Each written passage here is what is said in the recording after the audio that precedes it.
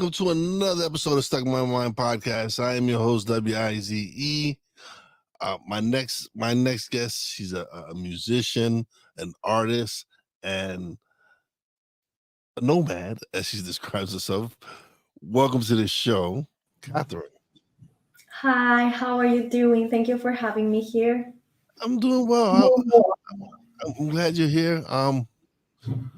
Well, okay, so let's jump right into it.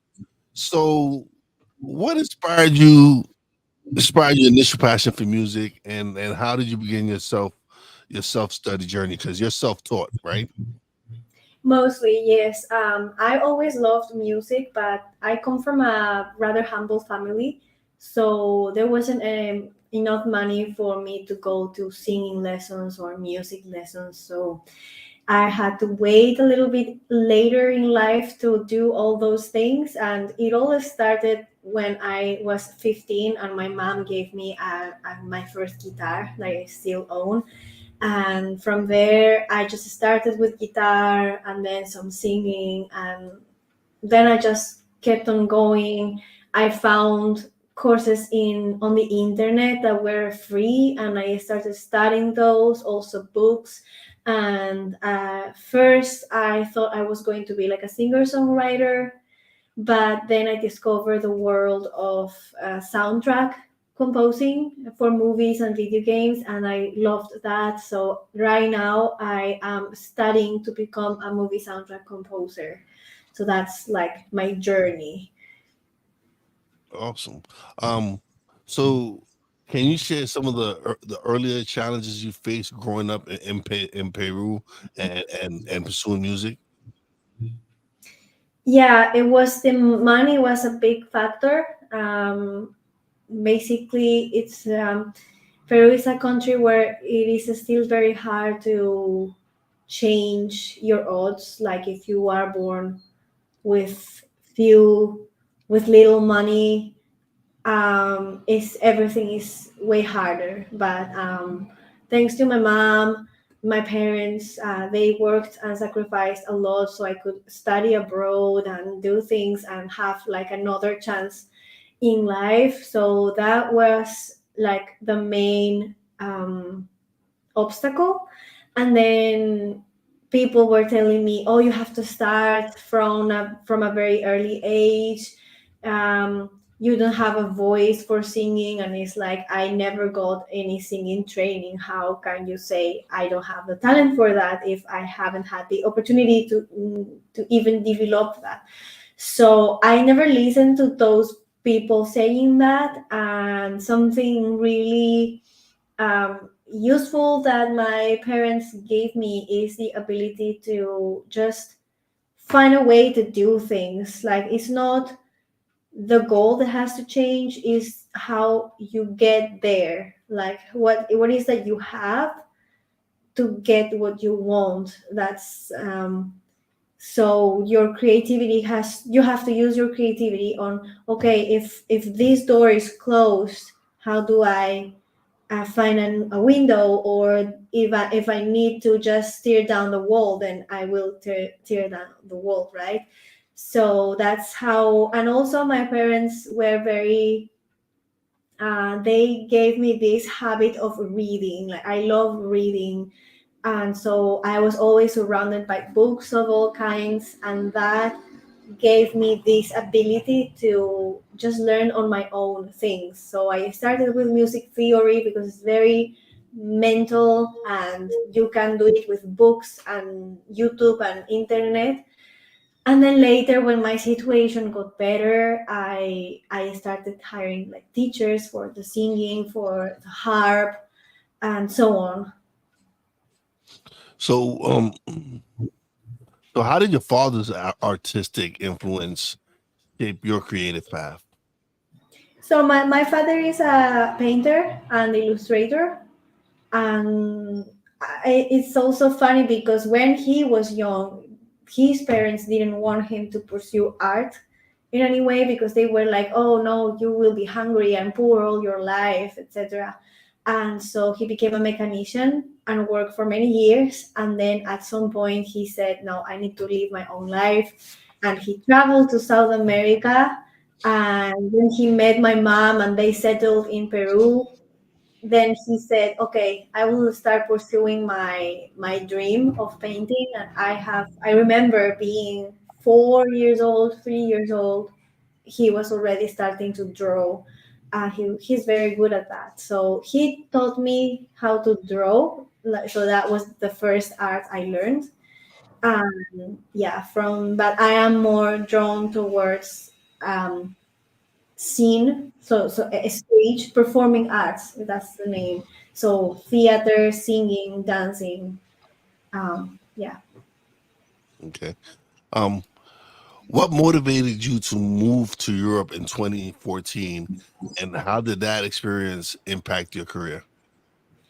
So I always knew that I wanted to go out from Peru. Like I felt that my life was gonna happen out from Peru.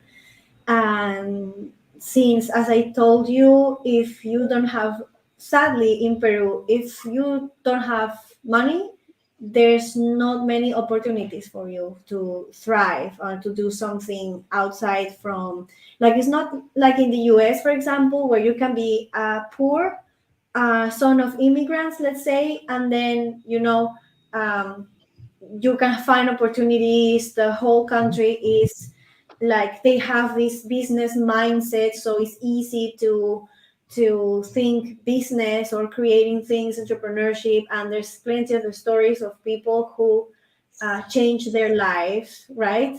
Yes. You don't have that in Peru. Peru, sadly, is more classist as well, and there's lots of corruption. I mean, there's corruption in every country, but Peru specifically, it's special with that, and it's much harder for people from humble origins to change their odds So, and so become. basically, so basically, if you don't come from money in Peru, you don't have much of a future. You really struggle with Yeah. whatever.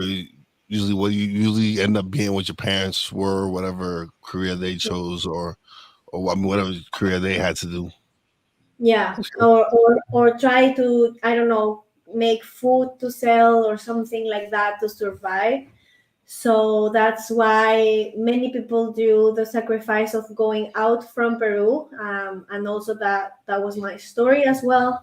My mom had to work a lot and sacrifice a lot for me to be able to go out from Peru.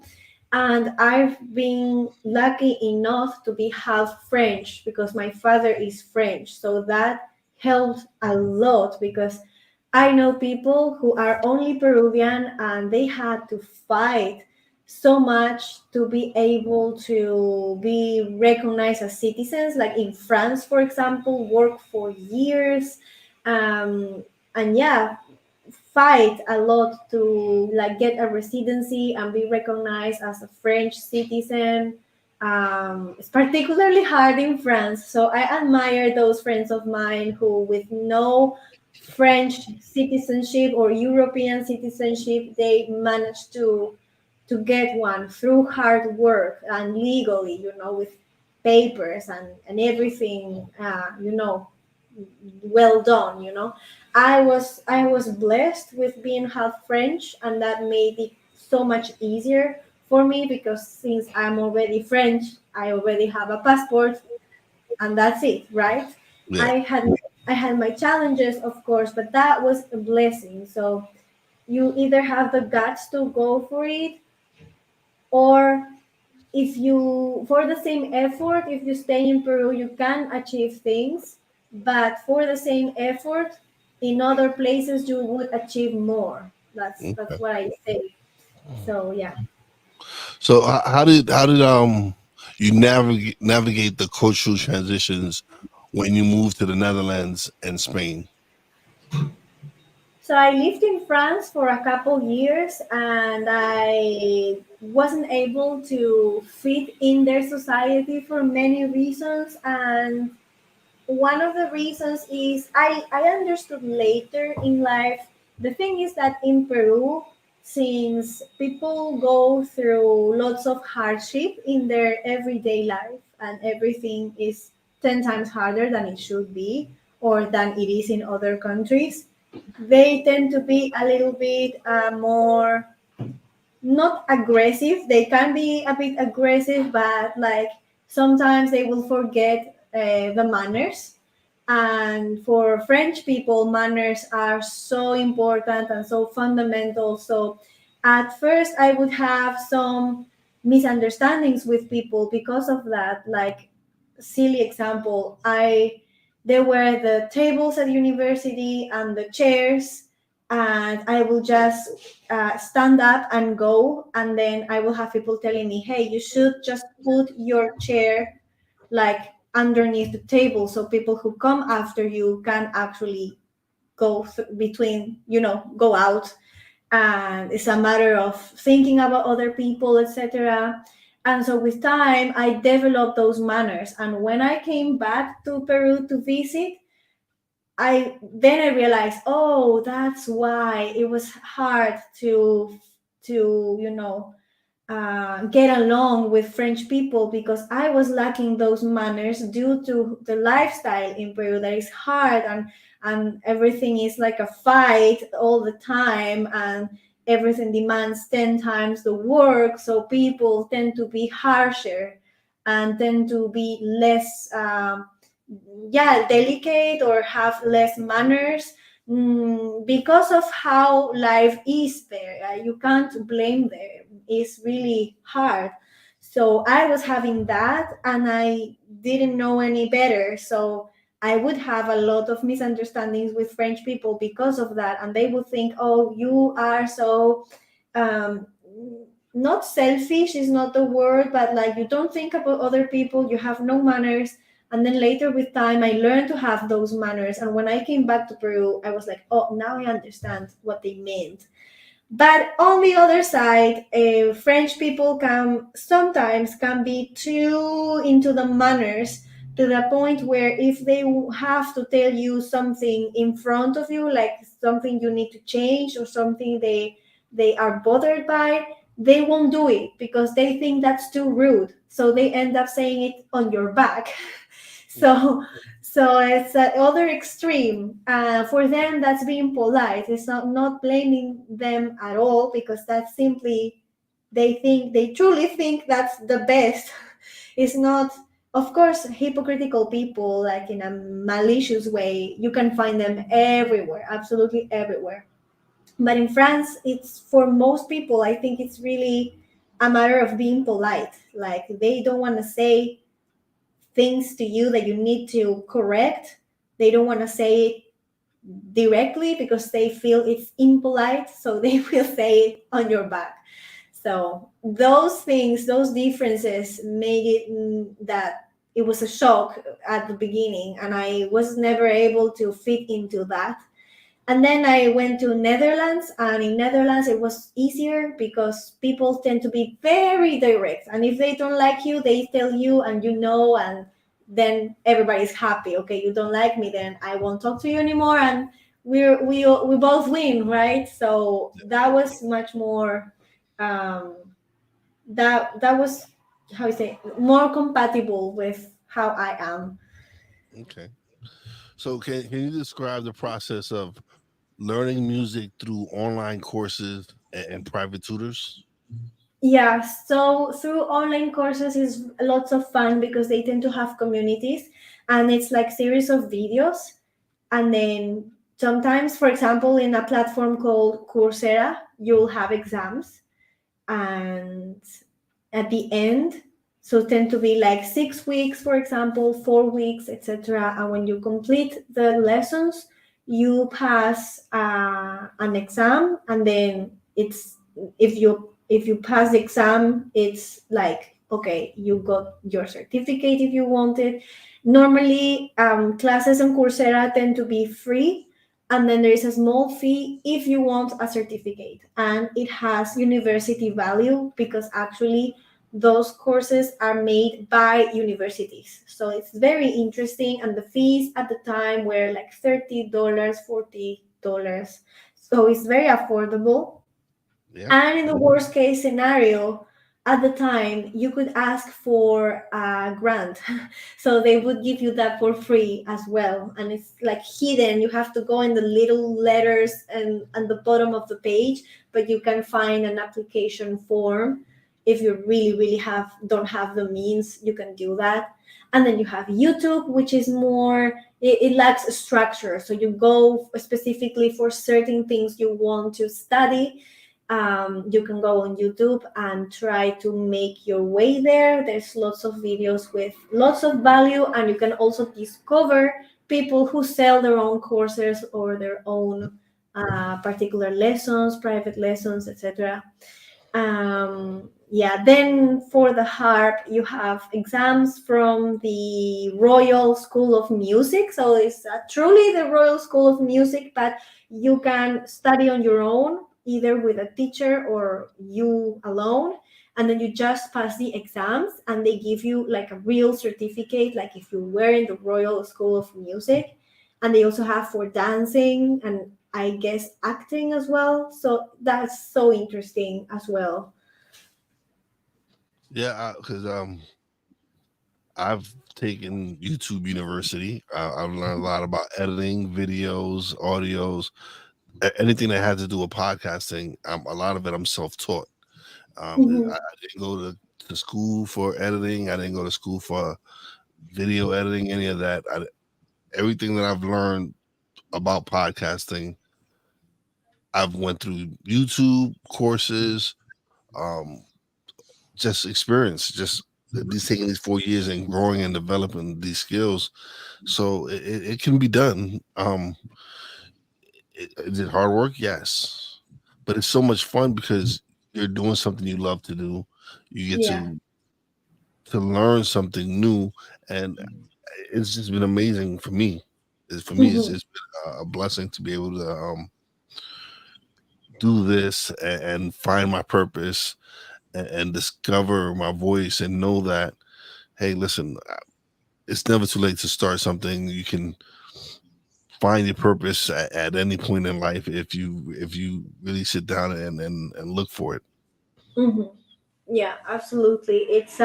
It's important to keep wanting to learn. Like we humans love learning, and one of the problems of traditional education system in schools, because the real traditional education systems is actually at home, where you learn the basic things with your parents and your family, and then you develop your qualities and talents, and then choose a profession, and then you work on that profession since a very early age. Like that's the reason why Michelangelo, for example, was so talented, because he started very young. And examples like that. Today, you are very prepared. You have all those titles and certificates, but then when you go out in real life, you don't only don't know what to do, but to deal with real life problems, but also they have taken all your love for learning out of you, and they made you believe that once you finish your college or whatever you do, then it's over and your learning stage is done. But the reality is that you have to keep, also for keeping young mentally, you have to be learning constantly new things and things that interest you and that are useful in some way. ¿Hablas español? Sí. Qué bueno, qué bueno. Um, so how many languages do you speak?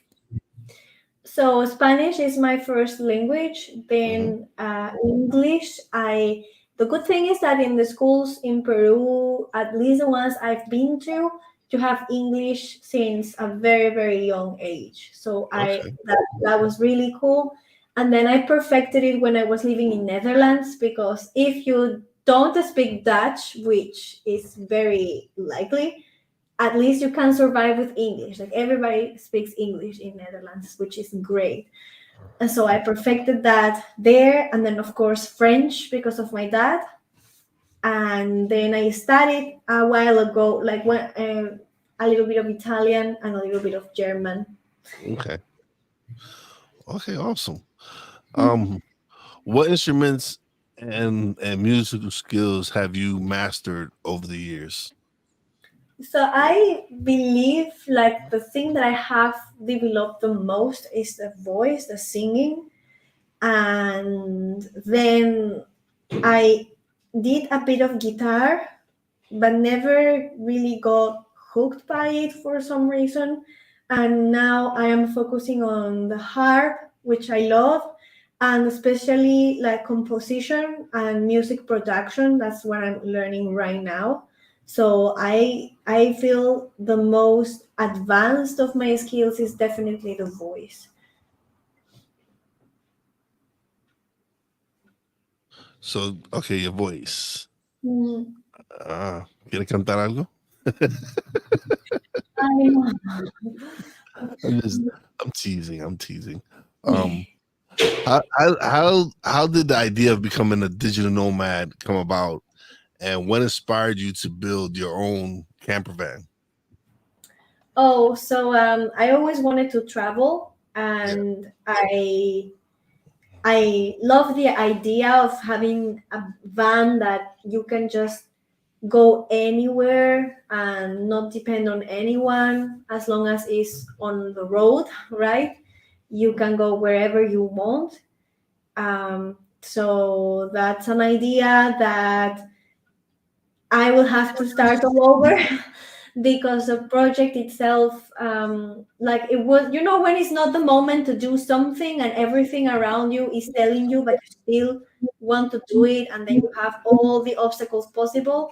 So that's what happened to me with this idea of the camper van. But I will do it later with a better strategy and more resources. So it's definitely there, but I still love traveling, living abroad, knowing new countries. Um, that's like another dream of mine to just travel around the world. I'm working towards that, to do it when the time is right. And yeah, I learned that you don't need to hurry. You have time. If you have a good strategy, you have time for everything. So, did you at least get to experience a little bit of the digital nomad life? Did you travel? Did you? Yes, yes, I traveled a little bit. Um, through South America and Europe mostly. Yeah, so I'm doing it. Just need to change the strategy and be more prepared. Okay, awesome. So you talked about earlier being a composer for soundtracks for movies and video games. What led you to want to do that? Because I was a big gamer, so I know the soundtracks in video games are important. Because if a video game has some real dope music, it's really important. So, what made you feel that that was the lane you wanted to get into? Well, first of all, I love acting. I love movies, especially 3D animation in general, any kind of animated movies, and science fiction, fantasy, all on those lines I love.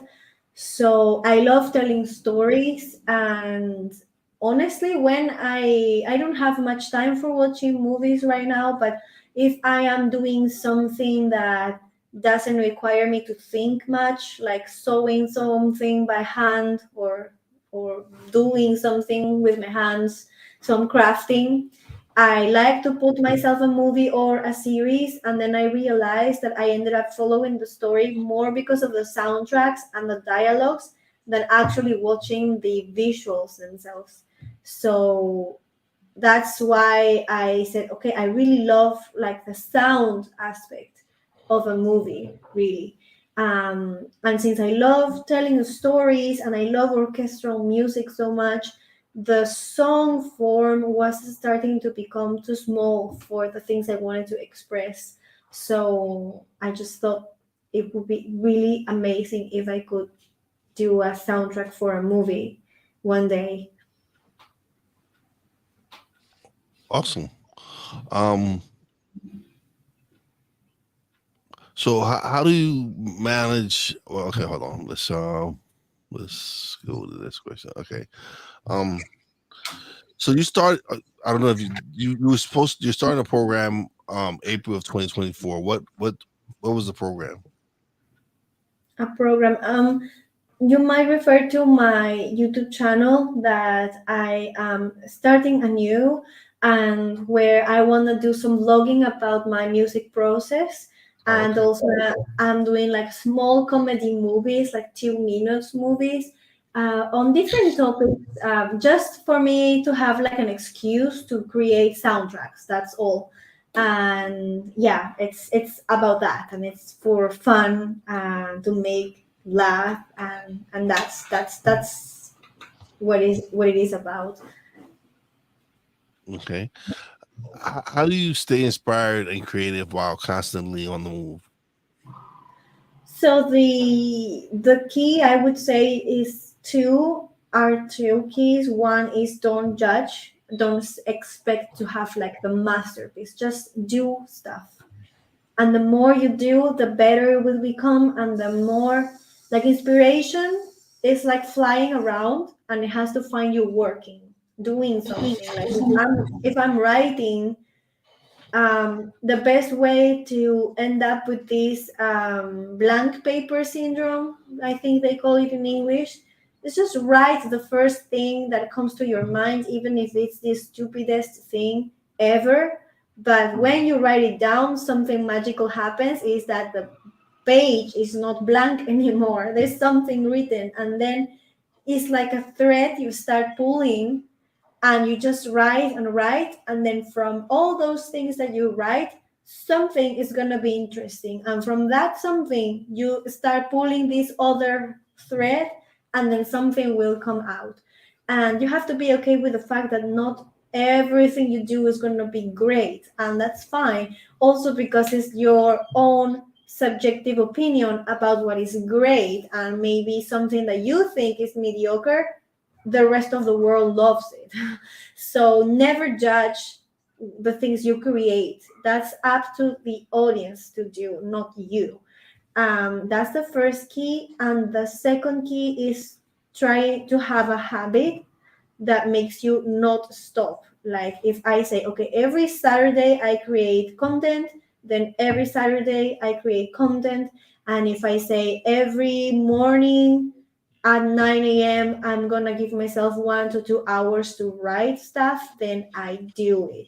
And so when you allocate time, it gives you momentum, and it gives you this habit, so you never stop. And also it sets your unconscious mind like, oh, it's this moment of the day where we have to search for ideas. So your brain is a plastic thing, it's flexible, right? So you can train it, and with time you end up having inspiration almost on demand. That's the thing. Okay. Awesome. Um, what role does your exclusive online community play in your artistic journey? So it's allowing me to support my music career. Mostly it allows my fans to have like a closer approach with me, and to talk about other types of things in a more personal way. And also, since I also love the art of artistic photography, it's like a safe place where I can share that work, because artistic photography, when you do it in a studio or in a location, it takes hours of time and effort, and I was just sad to put that on Instagram, for example, when it takes so much time and effort. So my exclusive community is a great place to put that. And also I do some harp playing videos sometimes, and I really make it around my art and my music and the things that I enjoy creating. So it's been a beautiful journey unexpectedly. Awesome. Awesome. Um, Can you share some insights into your composition process for your music? Like, what are some things you do that gets you into the mindset to compose music? So first, as I say, I try to have like this habit of every day a little bit, and then sometimes it really depends on the project itself, because like the trigger, let's say, for a piece of music or a drawing or whatever, can be so many different things. It could be a book that I read, some piece of visual content that I see, a poem, whatever. Or sometimes it just comes to me while I'm, I don't know, doing the dishes, and then I have a melody that comes and I have to stop everything I'm doing to go and write it down. That's another advice that I can give. If you have something that pops up into your mind, record it somewhere, write it somehow. If you can, stop what you're doing to go to your piano, guitar, or whatever instrument to keep that idea, because that's also a message that you are giving to your subconscious mind, that, oh, those little snippets of things, they are useful. Like, it's like when you want to try to remember your dreams, you want to write them down, because that's a message for your subconscious mind, like, oh, they actually want this information. Like, my owner wants this information, so I make sure they will remember. Like, even if you don't remember your dreams, you write down on your journal, I know I dreamt something, but I don't remember it, I wish I could remember. So that's a message for your mind. Okay, they want this. So it's the same with any artistic inspiration or even business ideas that you have. Just have a journal or notes on your phone and write them down. It works the same. The mind will say, oh, so this is useful for my owner. They want that. So I will keep giving them this. Awesome. Mhm. Um, how has your background in theater influenced your music career? I guess because in the storytelling, like, I love like telling stories, and sometimes I can imagine like a whole background story for something that is told on a song that is just like a part of it, but then I have the whole story from beginning to end in my head. And that's something that you study and train in theater, because you have the dialogues, and then you have like what's really lying beneath the words that the character is saying, like what is that is making them say this particular thing. And it's like this whole analyze of your character, and it's a story for you to build a world, a whole world around this character that gives it substance. And so I tend to do kind of the same with my songs. um yeah, so that's that, I would say there is that. um yeah. What advice would you give to an aspiring musicians facing financial and educational barriers? So I would say take responsibility for your career. Don't think that if you sign with a label, then they will take care of everything and your life is settled, and that you'll be a star. The reality is that they sign to a lot of artists. They don't care who makes it, because the one that makes it will um, have the return, like they will recover their money. So they don't really care about you as an individual. It's a numbers game for them. So you have to be on. Even if you want to choose to go with a label, you have to be very, very almost possessive with your career, your image, and what is done with it, because it's you, it's representing you and your values. So you never let that to anyone. Like, you are the most interested person in that going well, and especially in, well, not only financially, but in terms of your values and morals, and your personal happiness and satisfaction. So take full responsibility for your career. Don't think that because you get an agent or because you get a label, then it's all done, I don't have to do anything, just my music. No, doesn't work like that. Everybody who's been successful, they've been very, very wary on their careers, and very alert, very on, yeah, like obsessively taking care of everything in their careers. And you have to be very alert because it can be there's lots of traps. um I believe like the hardest way but the best way is the independent way, especially now with social media, that you can reach so many It's people. different. It's different now for musicians now, and artists, because back in the days, yes, you needed a major label to help pump your music out. Now, if you go viral with one of your songs, there's a possibility that a lot of your songs take off if one song takes off. So it is definitely different now with streaming and how people are getting access to music. So the way it presents itself is different, but the principle is the same. You have to learn to be humble enough to learn about the business side of things.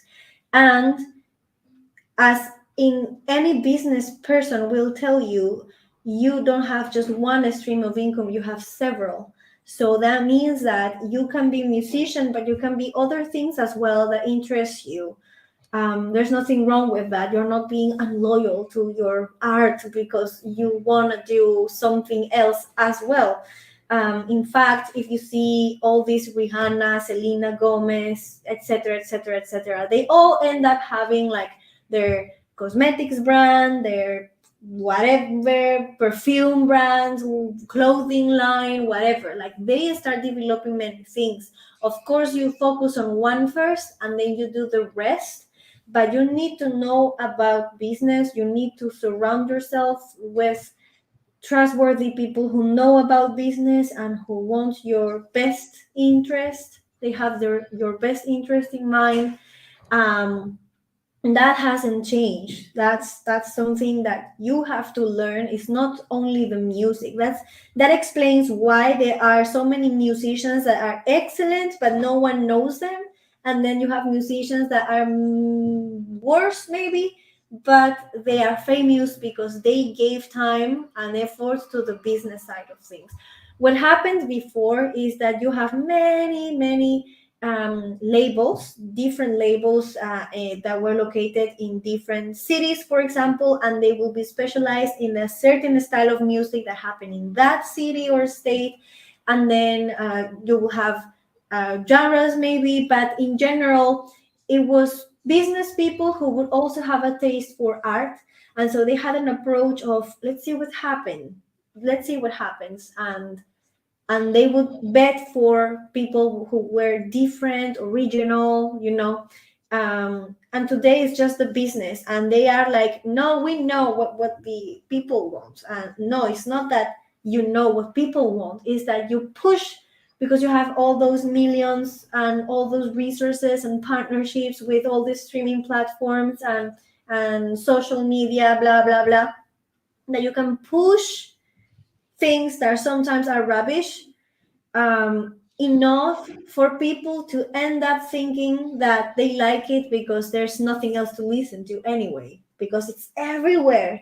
It's everywhere. It's drowning you in their rubbish, and then it's hard to see anything else. And if you want to find something else, you have to actively go and search for it. And so they tell you, well, you have this algorithm that proposes you similar things, etc. Yeah, it's something, but apart from that, also as a consumer you have to be conscious and active, because otherwise they can put into your head whatever they want. And music is very powerful, and it can really put into you, like it goes directly to your mood. It can control your mood. Like you can be super happy, and if you put something sad, to listen to, you will be sad. It's very direct. So it's important to also, as a consumer, be responsible with the type of music you are letting in to your brain, because it really can shape, I would say, even your life. Because if you're listening to someone who is always like, let's say, has lyrics where they have victim ego, like being a victim or being toxic in general, you will absorb those thoughts and you Mhm. will recreate them in your life. That's how powerful it is. Yeah, music is very important, but music is certain soundtracks to certain parts of my life. Mhm. There's certain parts of my life where there was certain soundtracks that played a major part in what I was going through in life. But this has been amazing. I've had a wonderful time with you as a guest. Now is the time of the show where you get the solo screen. You let everybody know where they can find you, your website, YouTube, Instagram, whatever you have. Let them know. So my website is Catherine Gairard music.com. Sorry. You can find me on Instagram, Twitter as Catherine Gairard. So it's written CATHERINE, and then the last name is GAIRARD. And my new YouTube channel is Just a Latina Making Music. And yeah, I will be posting, vlogging my music process, my music creation process, and my little comedy movies for my soundtracks. So Awesome, yeah, awesome, amazing. I appreciate you being a guest. thank you. Continue continue to do your music and your movies. Uh, when you start your band journey, let me know so we can keep in touch and you can tell us about that. Thank you very much for having me here. The pleasure's all mine. But don't leave just yet. I want to chat with you off air for a minute. But thank you so much for being a guest. I greatly appreciate it. Thank you.